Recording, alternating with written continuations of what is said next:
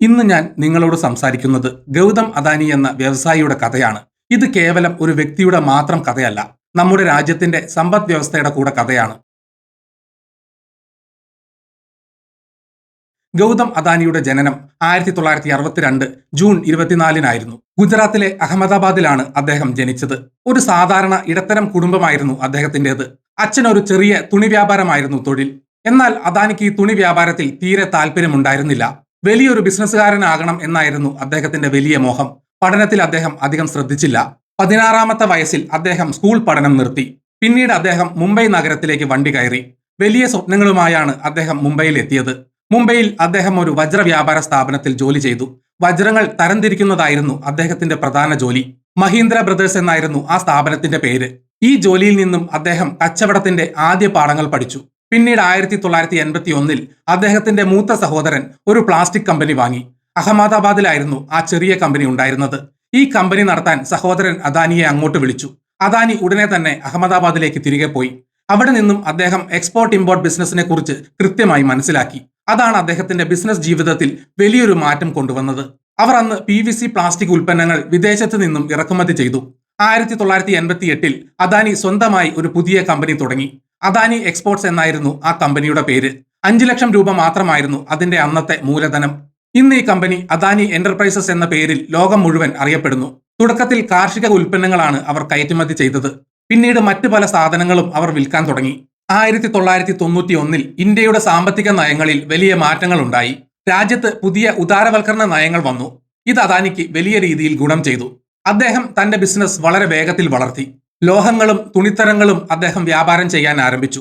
ഇതിനിടയിൽ അദ്ദേഹത്തിന്റെ ജീവിതത്തിൽ ഭയപ്പെടുത്തുന്ന ചില സംഭവങ്ങൾ നടന്നു. പണത്തിനു വേണ്ടി 1998-ൽ ചില അജ്ഞാതർ അദ്ദേഹത്തെ തോക്ക് ചൂണ്ടി തട്ടിക്കൊണ്ടുപോയി. കോടിക്കണക്കിന് രൂപ അവർ മോചനദ്രവ്യമായി ആവശ്യപ്പെട്ടു.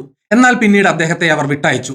അതുപോലെ 2008-ൽ മുംബൈ താജ് ഹോട്ടലിൽ ഭീകരാക്രമണം ഉണ്ടായ സമയത്ത് അദ്ദേഹം അവിടെ ഉണ്ടായിരുന്നു. ഹോട്ടലിന്റെ താഴത്തെ നിലയിൽ ഒളിച്ചിരുന്നാണ് അദ്ദേഹം അന്ന് സ്വന്തം ജീവൻ രക്ഷിച്ചത്. 1995-ൽ അദ്ദേഹത്തിന് ബിസിനസ്സിൽ ഏറ്റവും വലിയ അവസരം ലഭിച്ചു. ഗുജറാത്തിലെ മുന്ദ്ര എന്ന സ്ഥലത്ത് ഒരു തുറമുഖം നിർമ്മിക്കാൻ അദ്ദേഹത്തിന് സർക്കാർ കരാർ കിട്ടി. ഇത് അദ്ദേഹത്തിന്റെ ജീവിതത്തിലെ ഏറ്റവും വലിയ വഴിത്തിരിവായി മാറി. വളരെ വേഗത്തിൽ അദ്ദേഹം ആ തുറമുഖം പണിതു. ഇന്ന് ഇന്ത്യയിലെ ഏറ്റവും വലിയ സ്വകാര്യ തുറമുഖം മുന്ദ്രയാണ്. ഈ വലിയ വിജയത്തോടെ അദാനി ഗ്രൂപ്പ് ഒരു വൻകിട കമ്പനിയായി മാറി. തുറമുഖം വഴി അദ്ദേഹത്തിന്റെ വിദേശ വ്യാപാരം വളരെ എളുപ്പമായി. 1998-ഓടെ ഇന്ത്യയിലേക്ക് ഏറ്റവും കൂടുതൽ വിദേശ നാണയം കൊണ്ടുവരുന്ന കമ്പനിയായി അവർ മാറി. തുറമുഖത്തിന് ശേഷം അദ്ദേഹം പുതിയ പല ബിസിനസ്സുകളിലേക്കും കടന്നു. 1996-ൽ അദാനി പവർ എന്ന കമ്പനി തുടങ്ങി. ഊർജ ഉൽപാദനത്തിൽ അദ്ദേഹം വലിയ നിക്ഷേപങ്ങൾ നടത്തി. കൽക്കരി ഖനനമായിരുന്നു അദ്ദേഹത്തിന്റെ മറ്റൊരു പ്രധാന മേഖല. ഇന്ത്യയിലും വിദേശത്തും അദ്ദേഹം പല കൽക്കരി ഖനികളും വാങ്ങി. ഓസ്ട്രേലിയയിൽ വലിയൊരു കൽക്കരി ഖനി അദ്ദേഹം സ്വന്തമാക്കി. ഇന്തോനേഷ്യയിലും അദ്ദേഹം ഖനികൾ വാങ്ങി. പിന്നീട് അദ്ദേഹം വിമാനത്താവളങ്ങൾ ഏറ്റെടുക്കാൻ തുടങ്ങി. ഇന്ത്യയിലെ പല വലിയ വിമാനത്താവളങ്ങളും ഇന്ന് അദാനിയുടെ പൂർണ്ണ നിയന്ത്രണത്തിലാണ്. മുംബൈ അന്താരാഷ്ട്ര വിമാനത്താവളം ഇതിൽ വളരെ പ്രധാനപ്പെട്ടതാണ്. സിമന്റ് നിർമ്മാണ രംഗത്തേക്കും അദാനി പിന്നീട് കടന്നു വന്നു. അംബുജ സിമന്റ് പോലെയുള്ള വലിയ കമ്പനികളെ അദ്ദേഹം വിലയ്ക്ക് വാങ്ങി. ACC എന്ന സിമന്റ് കമ്പനിയും അദ്ദേഹം സ്വന്തമാക്കി.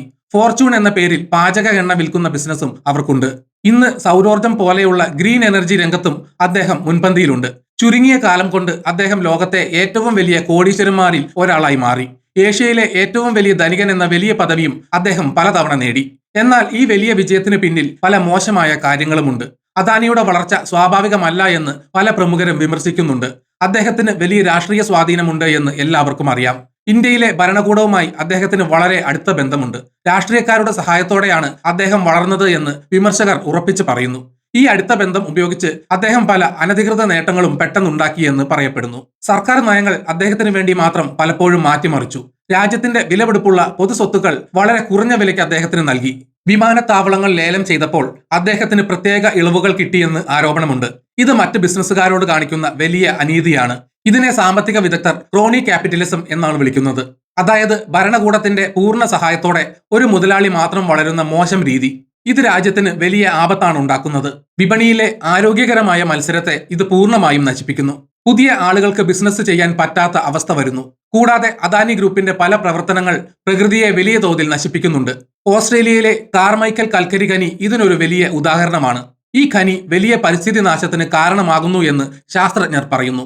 ഇതിനെതിരെ ഓസ്ട്രേലിയൻ ജനത വലിയ സമരം നിരത്തുകളിൽ നടത്തി. സ്റ്റോപ്പ് അദാനി എന്ന പേരിൽ ലോകം മുഴുവൻ ഈ സമരം ശ്രദ്ധിക്കപ്പെട്ടു.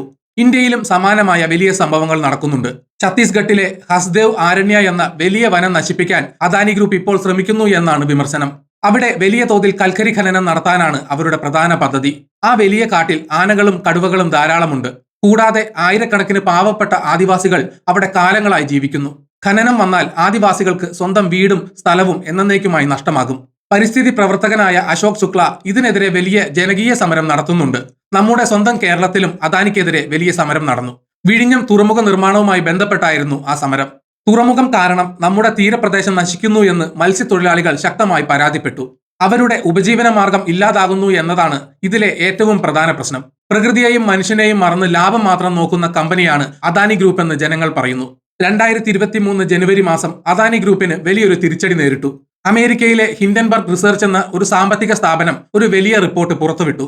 106 പേജുള്ള ആ റിപ്പോർട്ടിൽ വളരെ ഗുരുതരമായ കാര്യങ്ങൾ ഉണ്ടായിരുന്നു. അദാനി ഗ്രൂപ്പ് വലിയ സാമ്പത്തിക തട്ടിപ്പുകൾ നടത്തിയതായി അവർ കൃത്യമായി ആരോപിച്ചു. സ്വന്തം കമ്പനികളുടെ ഓഹരി വില അവർ തന്നെ കൃത്രിമമായി ഉയർത്തി. ഇതിനായി വിദേശത്ത് അവർ വ്യാജ കമ്പനികൾ രഹസ്യമായി ഉണ്ടാക്കി. മൗറീഷ്യസ് പോലെയുള്ള രാജ്യങ്ങളിൽ അവർ ബിനാമി കമ്പനികൾ തുടങ്ങി. കള്ളപ്പണം ഉപയോഗിച്ച് സ്വന്തം കമ്പനിയുടെ ഓഹരികൾ അവർ തന്നെ വാങ്ങി. അക്കൗണ്ടുകളിൽ വലിയ കൃത്രിമം അവർ കാണിച്ചു. ഇതെല്ലാം ഹിൻഡൻബർഗ് റിപ്പോർട്ടിൽ തെളിവ് സഹിതം വ്യക്തമാക്കിയിരുന്നു. ഈ റിപ്പോർട്ട് പുറത്തു വന്നതോടെ ഓഹരി വിപണിയിൽ വലിയ ഭൂകമ്പമുണ്ടായി. അദാനി ഗ്രൂപ്പിന്റെ എല്ലാ ഓഹരി വിലകളും കുത്തനെ താഴേക്ക് ഇടിഞ്ഞു. ലക്ഷക്കണക്കിന് കോടി രൂപയുടെ വലിയ നഷ്ടമാണ് അന്ന് വിപണിയിൽ ഉണ്ടായത്. അദാനിയുടെ സ്വന്തം ആസ്തി പകുതിയായി കുറഞ്ഞു. സാധാരണക്കാരായ പല ചെറിയ നിക്ഷേപകർക്കും അന്ന് പണം നഷ്ടപ്പെട്ടു. എന്നാൽ അദാനി ഗ്രൂപ്പ് ഈ ആരോപണങ്ങളെല്ലാം പൂർണ്ണമായും നിഷേധിച്ചു. ഹിൻഡൻബർഗ് റിപ്പോർട്ട് ഇന്ത്യക്ക് നേരെയുള്ള ആക്രമണമാണ് എന്ന് അദാനി കമ്പനി പറഞ്ഞു. ദേശീയത പറഞ്ഞ് സ്വന്തം തട്ടിപ്പുകൾ മറച്ചുവെക്കാനാണ് അദാനി അന്ന് ശ്രമിച്ചത്. റിപ്പോർട്ട് തയ്യാറാക്കാൻ അവർ ഒരു ഗവേഷണവും നടത്തിയിട്ടില്ല എന്ന് അദാനിയുടെ ഉദ്യോഗസ്ഥർ പറഞ്ഞു. എന്നാൽ ലോകമെമ്പാടുമുള്ള ആളുകൾക്ക് അദാനി കമ്പനിയിലുള്ള വിശ്വാസം നഷ്ടപ്പെട്ടു തുടങ്ങി. സെബി പോലെയുള്ള വലിയ സർക്കാർ സ്ഥാപനങ്ങൾ ശരിയായ അന്വേഷണം നടത്തിയില്ല എന്നും അന്ന് വിമർശനമുയർന്നു.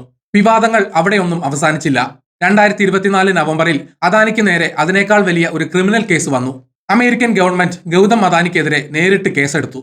ഗൗതം അദാനിയും അദ്ദേഹത്തിന്റെ അനന്തരവൻ സാഗർ അദാനിയും അമേരിക്കയിൽ പ്രതികളായി പ്രഖ്യാപിക്കപ്പെട്ടു. കോടിക്കണക്കിന് രൂപ ഇന്ത്യയിൽ കൈക്കൂലി നൽകി എന്നതാണ് അമേരിക്ക കണ്ടെത്തിയ പ്രധാന കുറ്റം. അമേരിക്കൻ ഡോളർ കണക്കിൽ $265 മില്യൺ അവർ കൈക്കൂലിയായി നൽകി. അതായത് ഏകദേശം 2200 കോടി രൂപ. ഇന്ത്യയിലെ പല സംസ്ഥാനങ്ങളിലും സൗരോർജ്ജ കരാറുകൾ എളുപ്പത്തിൽ കിട്ടാനാണ് ഈ കൈക്കൂലി അവർ കൊടുത്തത്. 2020 2024 ഇടയിലാണ് ഈ വലിയ തട്ടിപ്പുകൾ നടന്നത്. കൈക്കൂലി കൊടുത്തുണ്ടാക്കിയ ഈ കരാറുകൾ കാണിച്ച് അവർ അമേരിക്കൻ ബാങ്കുകളിൽ നിന്നും വലിയ തുക കടമെടുത്തു. അമേരിക്കൻ നിക്ഷേപകരെ അവർ വലിയ തോതിൽ പറ്റിച്ചു. തെറ്റായ വിവരങ്ങൾ നൽകിയാണ് അവർ അമേരിക്കയിൽ നിന്നും പണം വാങ്ങിയത്. ഇതിനെ തുടർന്ന് അമേരിക്കൻ കോടതി അവർക്കെതിരെ ഔദ്യോഗികമായി അറസ്റ്റ് വാറന്റ് പുറപ്പെടുവിച്ചു. അമേരിക്കൻ നിയമസ്ഥാപനമായ SEC അവർക്ക് നോട്ടീസ് നൽകി. 90 ദിവസത്തിനുള്ളിൽ ഇതിന് കൃത്യമായ മറുപടി പറയണമെന്ന് കോടതി ആവശ്യപ്പെട്ടു. ഇന്ത്യയിലെ ഉദ്യോഗസ്ഥരെ സ്വാധീനിക്കാനും അന്വേഷണം അട്ടിമറിക്കാനും ഇവർ ശ്രമിച്ചു എന്നും കുറ്റപത്രത്തിൽ കൃത്യമായി പറയുന്നുണ്ട്. ഇത് അന്താരാഷ്ട്ര തലത്തിൽ ഇന്ത്യക്ക് വലിയ നാണക്കേടാണ് ഉണ്ടാക്കിയത്. ഇന്ത്യയിലെ ഏറ്റവും വലിയ വ്യവസായി അമേരിക്കയിലെ വലിയൊരു കുറ്റവാളിയെ പോലെയായി മാറി. അമേരിക്കൻ അന്വേഷണ ഉദ്യോഗസ്ഥർ ഇന്ത്യയോട് ഔദ്യോഗികമായി സഹായം തേടുകയും ചെയ്തു. ഇന്ത്യൻ വിപണിയിലും ഈ വാർത്ത വലിയ തകർച്ചയുണ്ടാക്കി. ഏറ്റവും ഒടുവിൽ 2026 ഫെബ്രുവരിയിൽ പുതിയ ചില വിവരങ്ങൾ കൂടി പുറത്തു വന്നു. OCCRP എന്ന പ്രശസ്ത മാധ്യമ കൂട്ടായ്മ ഒരു പുതിയ റിപ്പോർട്ട് പ്രസിദ്ധീകരിച്ചു. അദാനിയുടെ വളരെ അടുത്ത സുഹൃത്തുക്കളായ 2 പേരുടെ രഹസ്യ വിവരങ്ങൾ അതിലുണ്ടായിരുന്നു. തായ്വാൻ സ്വദേശിയായ ചാങ് ചുങ് ആണ് അതിലൊരാൾ. UAE സ്വദേശിയായ നാസർ അലിയാണ് രണ്ടാമത്തെ വ്യക്തി. ഇവർ 2 പേരും അദാനി ഗ്രൂപ്പിൽ $3 ബില്യൺ രഹസ്യമായി നിക്ഷേപിച്ചു എന്ന് തെളിഞ്ഞു. അതായത് കോടിക്കണക്കിന് രൂപ അവർ വിദേശ ഫണ്ടുകൾ വഴി അദാനി കമ്പനികളിൽ ഇറക്കി. ഈ പണം യഥാർത്ഥത്തിൽ അദാനി കുടുംബത്തിന്റേത് തന്നെയാണ് എന്ന് അന്വേഷണത്തിൽ വ്യക്തമായി. ബിനാമി പേരുകളിൽ സ്വന്തം കമ്പനിയിൽ പണമിറക്കി ഓഹരി വില വീണ്ടും കൂട്ടുകയായിരുന്നു ഇവരുടെ യഥാർത്ഥ ലക്ഷ്യം. ഇറ്റാലിയൻ ബാങ്കായ ഇൻറ്റേസ സാൻ പൗളോ നടത്തിയ രഹസ്യ അന്വേഷണത്തിലാണ് ഈ വലിയ കള്ളപ്പണ ഇടപാടുകൾ പിടിക്കപ്പെട്ടത്. സ്വിസ് അധികാരികൾ ചാങ് ചുങ് ലിങ്ങിന്റെ കോടിക്കണക്കിന് രൂപ ഇപ്പോൾ മരവിപ്പിച്ചു കഴിഞ്ഞു. ഇന്ത്യയിലെ ഓഹരി വിപണി നിയമങ്ങളെ പരസ്യമായി ലംഘിക്കുന്ന കാര്യമാണിത്. ഇന്ത്യൻ നിയമപ്രകാരം ഒരു കമ്പനിയുടെ 75% കൂടുതൽ ഓഹരികൾ പ്രൊമോട്ടർമാർ സ്വന്തമായി വെച്ചുകൊണ്ടിരിക്കാൻ പാടില്ല. ബാക്കി ജനങ്ങളുടെ കയ്യിൽ ഉണ്ടായിരിക്കണം. എന്നാൽ ഈ വിദേശ ബിനാമി നിക്ഷേപങ്ങൾ വഴി അദാനി കുടുംബം ഈ നിയമം മനഃപൂർവ്വം തെറ്റിച്ചു. ഇത്രയൊക്കെ വലിയ തെളിവുകൾ പുറത്തു വന്നിട്ടും ഇന്ത്യയിലെ സർക്കാർ സംവിധാനങ്ങൾ അദാനിക്കെതിരെ കാര്യമായ നിയമ നടപടികൾ എടുക്കുന്നില്ല എന്നാണ് ആരോപണം. പത്രപ്രവർത്തകരെയും മാധ്യമങ്ങളെയും കള്ളക്കേസുകൾ കൊടുത്ത് ഭയപ്പെടുത്താനും അദാനി ഗ്രൂപ്പ് നിരന്തരം ശ്രമിക്കുന്നുണ്ടെന്നും പറയപ്പെടുന്നു. സത്യം പറയുന്നവരെ അവർ കോടതി കയറ്റുകയാണോ എന്ന ചോദ്യം മാത്രം അവശേഷിക്കുന്നു. വീഡിയോ കണ്ട എല്ലാവർക്കും നന്ദി.